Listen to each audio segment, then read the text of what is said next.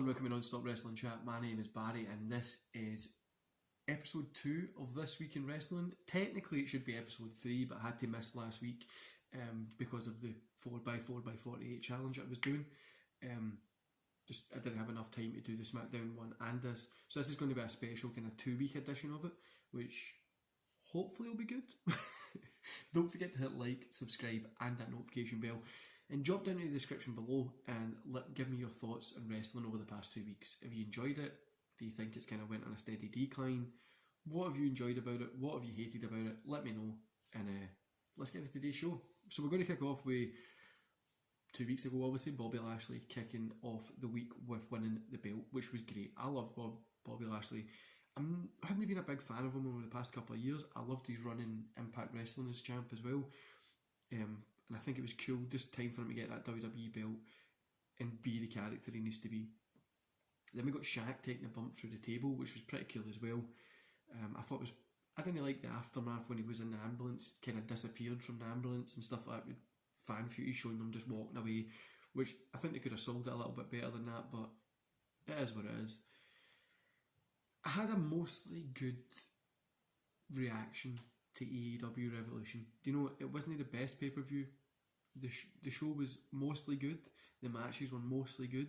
The actual death match was good right up until the ending.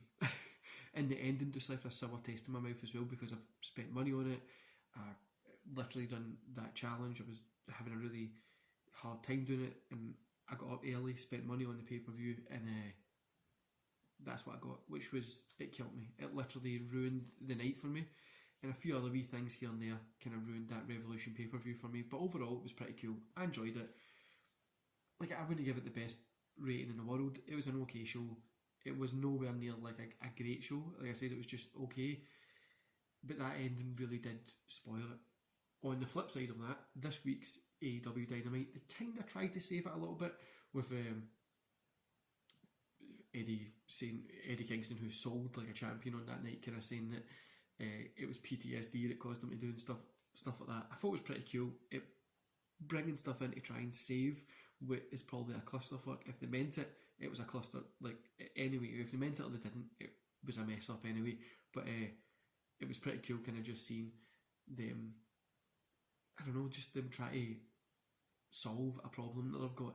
AEW's still a new company, so you can kind of let them away with a little bit. But being on that national, global scale, if they're going to promise something, they kind of should do it a little bit better. Maybe they might have another one and make it even worse.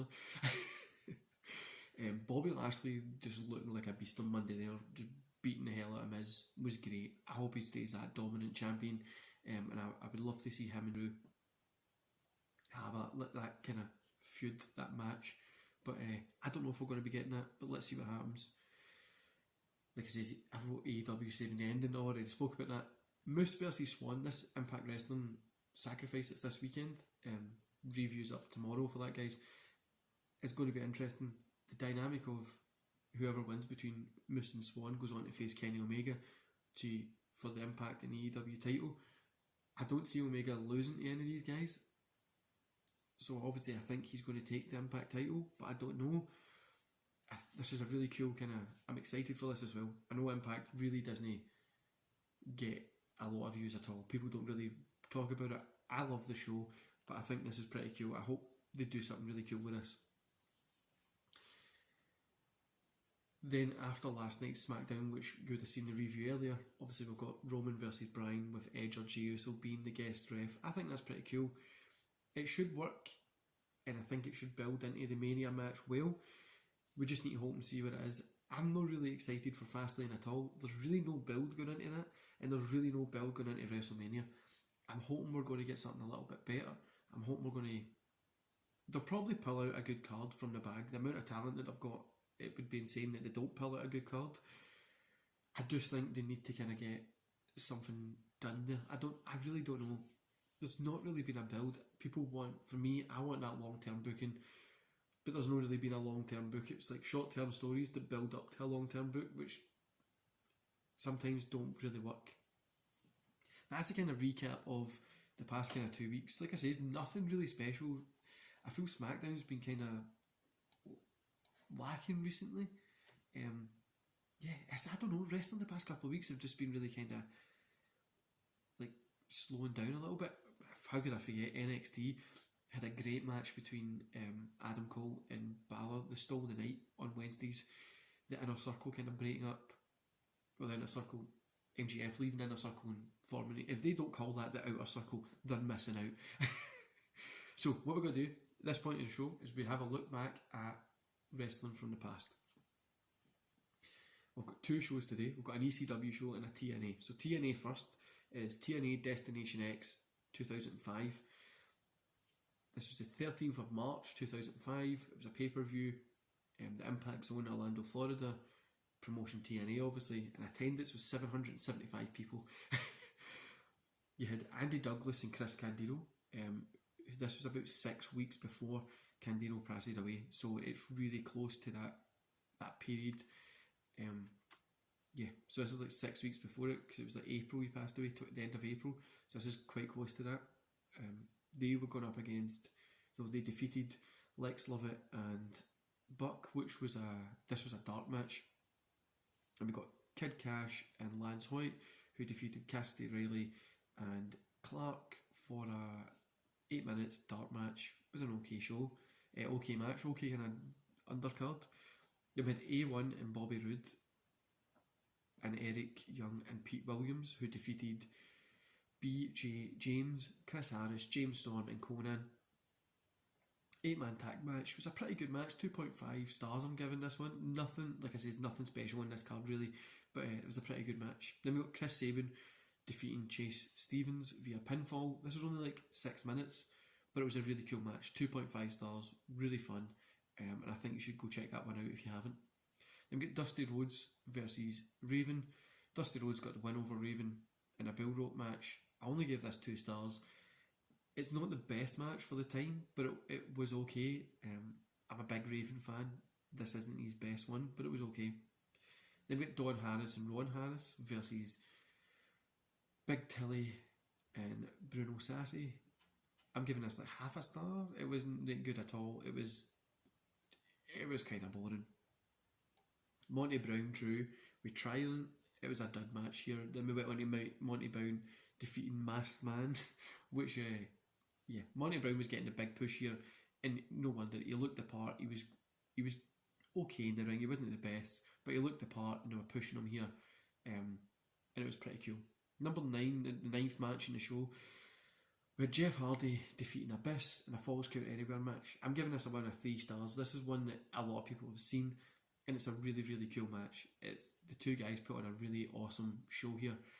And I always loved this period in TNA as well, because they had good names, but they weren't like up there when they kind of, this is like the one up there with the Sting periods and stuff like that. I think this was just before Sting kind of came back, but it was pretty cool. Then we had the Outlaw, which is Billy Gunn versus Kevin Nash in a First Blood match. This one was a dud. It wasn't good at all, but it was cool to see both these guys here. And I think as well, both these guys kind of, a lot of guys like Jeff Hardy, Abyss, AJ Styles, all that, had this kind of, like the Renaissance period in TNA. They were putting on great matches for barely anybody there. Number 11, we had Christopher Daniels defeating AJ Styles, Alex Skipper, I can't say the first name, and Ron Killings. I'm giving this 3.5. This was a great match. Ultimate X, NWA X Division title, and it was amazing. It literally was a really, really good match, and I really enjoyed this one. Then the main event, we had obviously Jeff Jarrett, the champion, versus Diamond Dallas Page. A lot of people don't realise that Diamond Dallas Page did have a match in TNA. I only had a couple, but this one was actually pretty good. I gave it a 2.5, and I would definitely get you to go check this pay-per-view. That Destination X 2005 was really cool, and they have a lot of names, a lot of up-and-comers and stuff like that, so I think you should go check it out.